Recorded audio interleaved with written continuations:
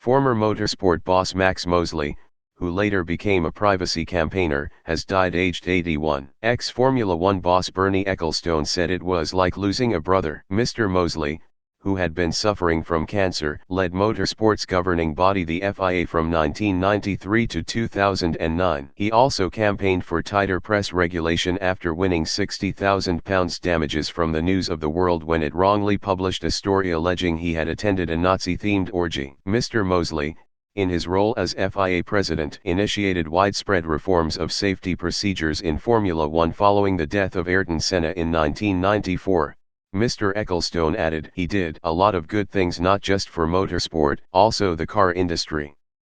He was very good in making sure people built cars that were safe." Current FIA President Jean Todt said in a tweet he was deeply saddened by the news, adding that Mr. Mosley strongly contributed to reinforcing safety on track and on the roads. Meanwhile, a spokesman for F1 described Mr. Mosley as a huge figure in the transition of the sport. Mr. Mosley, the son of 1930s British fascist leader Sir Oswald Mosley, took his privacy action against Sunday tabloid The News of the World in 2008 over the paper's story.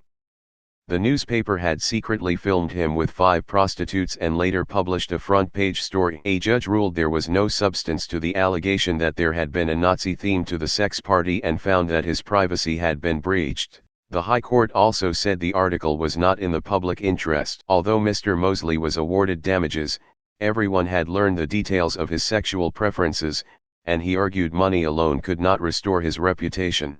He went on to seek reform of celebrity privacy laws, making a bid in 2011 for newspapers to warn people before exposing their private lives. His case was unsuccessful, but it led Mr. Mosley to use some of his family fortune to support victims of the Fleet Street phone hacking scandal. He also backed the independent press regulator Impress through a family charity, which Mr. Mosley set up in his son Alexander's memory, after he died in 2009. Mr. Mosley said in 2011 that the story had a very bad effect on Alexander, whose death was ruled as being due to non-dependent drug abuse.